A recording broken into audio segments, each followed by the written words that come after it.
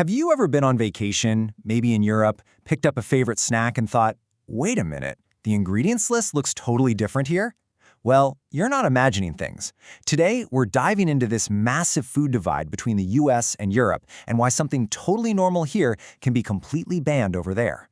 Okay, let's get right into it with a perfect example. You know those super popular, colorful candies? Ever wonder what gives them that bright, opaque, shiny shell? Well, it turns out the secret is a specific additive, and it's at the center of a huge international controversy. And that ingredient is called titanium dioxide. Now, you've probably never heard of it, but I could almost guarantee you've eaten it.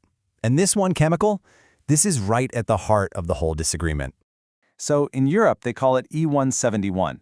It was used all over the place as a whitening agent in things like frosting and those candy shells. But then in 2022, the entire EU banned it as a food additive. Why? Because the safety assessment raised some red flags about potential DNA damage.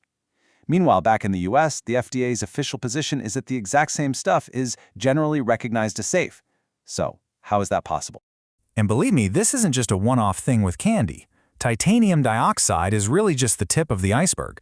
Let's take a quick look at a few other ingredients because they reveal this consistent pattern of wildly different rules across the Atlantic. First up, recombinant bovine growth hormone, or RBGH for short. This is a synthetic hormone that's injected into dairy cows to get them to produce more milk. And for decades, it's been a pretty common tool in parts of the U.S. dairy industry. The FDA gave it the green light way back in 1993. But the European Union and Canada, they said, no thanks.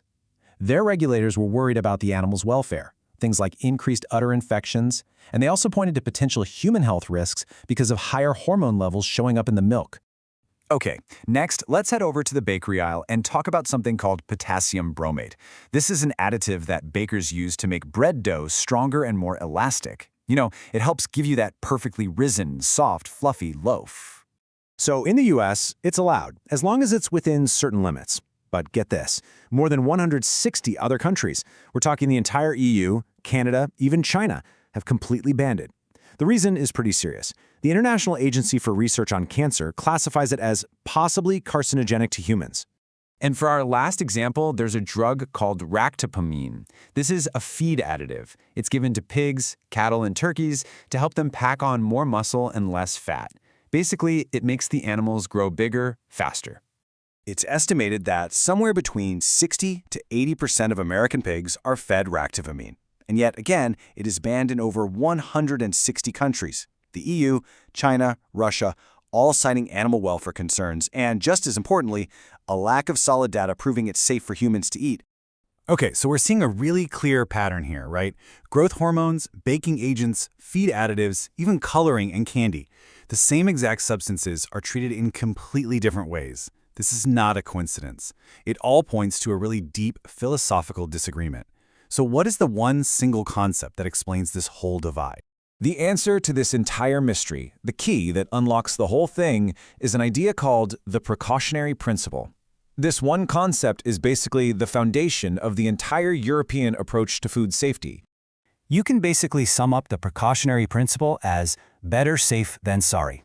What it means is that if there's even a plausible suspicion that something could cause harm, regulators don't have to wait for 100% ironclad scientific proof to take action. The whole goal is to prevent the harm before it can ever happen. This quote from a big conference back in 1998 really gets to the heart of it. But that last line, that's the game changer. The proponent of an activity should bear the burden of proof. This flips the whole script. It means it's not up to the public or the government to prove something is dangerous. It's up to the company that wants to sell it to prove that it's safe. Okay, so now let's look at how this one principle creates two totally different regulatory worlds. It's really a fundamental split in how the US and the EU even think about the idea of risk itself. So you've got these two systems running on totally opposite philosophies. In the EU, following the precautionary principle, the burden is on the manufacturer to prove an ingredient is safe. Even a plausible risk is enough to trigger a ban. But in the US, the approach is much closer to proof of harm. The burden often falls on regulators, like the FDA, to gather significant evidence of danger before they can act. Now, this principle isn't always black and white. There are different flavors of it. A really strong version might say you have to regulate anytime there's a possible risk, even if the science is speculative and the economic costs are huge. A more flexible, weak version might allow for a cost-benefit analysis. And this is where a lot of the real-world debate happens. Of course, not everyone thinks this is a great idea. Critics have some major arguments against it. The big one is that it can just flat out stifle innovation.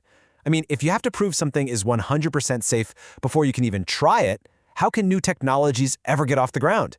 It can also lead to what they call paralysis by analysis, where the fear of unproven risks stops us from adopting solutions that could have massive benefits. The late great physicist Freeman Dyson really put it bluntly. He argued that if you take this principle to its extreme, it just forbids any kind of risk-reward thinking. If there's even a tiny, remote chance of a huge problem, the answer is just no, no matter how much good it could do. And yet, you can't ignore the real-world consequences. Let's go back to ractopamine for a second. The fact that over 160 countries looked at the evidence and decided the potential risks just weren't worth it, that shows you just how mainstream the precautionary approach is outside of the United States. So, where does all of this leave us? What's the big takeaway here? Well, it really all boils down to a fundamental trade-off: caution versus innovation. You see, this is so much bigger than just food safety. It's really about a fundamental disagreement on how we, as a society, should manage the unknown. Who should carry the burden of risk when we don't have all the answers? So the next time you see a headline about an ingredient that's banned in Europe but perfectly fine in the US, you'll know what's really going on. It's not just about one study or one chemical.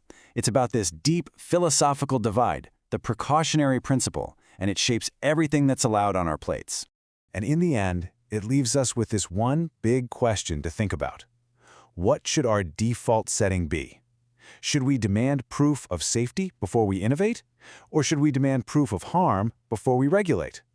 The answer to that question is what truly shapes the food that you and I eat every single day.